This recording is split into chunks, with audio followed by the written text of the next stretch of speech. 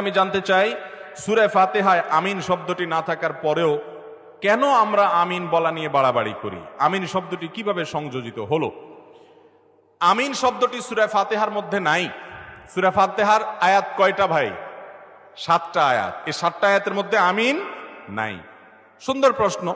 তো সূরা ফাতিহার মধ্যে আমিন নাই, সেখানে এটার পরে আমিন নিয়ে আমরা আবার মারামারি করি কেন? যৌক্তিক প্রশ্ন।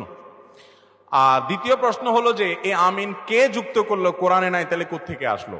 ভাইরা আমার, এই আমিন যুক্ত করেছেন স্বয়ং নবী করিম সাল্লাল্লাহু আলাইহি ওয়াসাল্লাম। তিনি বলেছেন, মানুষ যখন সূরা ফাতিহা পড়ে, বিশেষ করে জামাতে ইমাম গায়রিল মাগদুবি আলাইহিম ওয়ালাদ-দাল্লিন সূরা ফাতিহা পড়ে যখন শেষ করে, যে ব্যক্তি ইমামের এই সূরা ফাতিহা শেষ করা শুনে, সূরা ফাতিহার শেষে অনেকগুলো দোয়া আছে আল্লাহর কাছে, আমরা অনেকে জানি না, না জেনে পড়ি।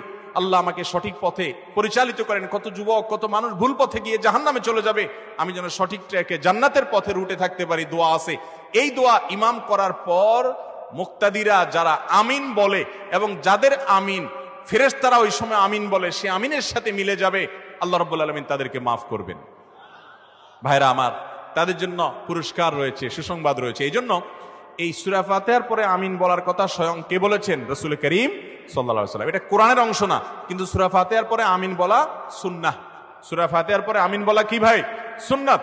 এখন জোরে বলবো নাকি আস্তে বলবো? উভয় রকমের হাদিস আছে ওয়াইল ইবনে হুজর রাদিয়াল্লাহু তাআলা আনহু থেকে। এটা নিয়ে গন্ডগোল করার কথা হাদিসে নাই। হাদিসে দুই রকমের কথাই আছে এবং দুই রকমের কথাই উলামায়ে কেরাম নিজ নিজ গবেষণার দলিল হিসেবে পেশ করে থাকেন। এই গবেষণাগত মত পার্থক্য নিয়ে মারামারি করা, ঝগড়াঝাটি করা কোন অবস্থাতে জায়েজ নাই।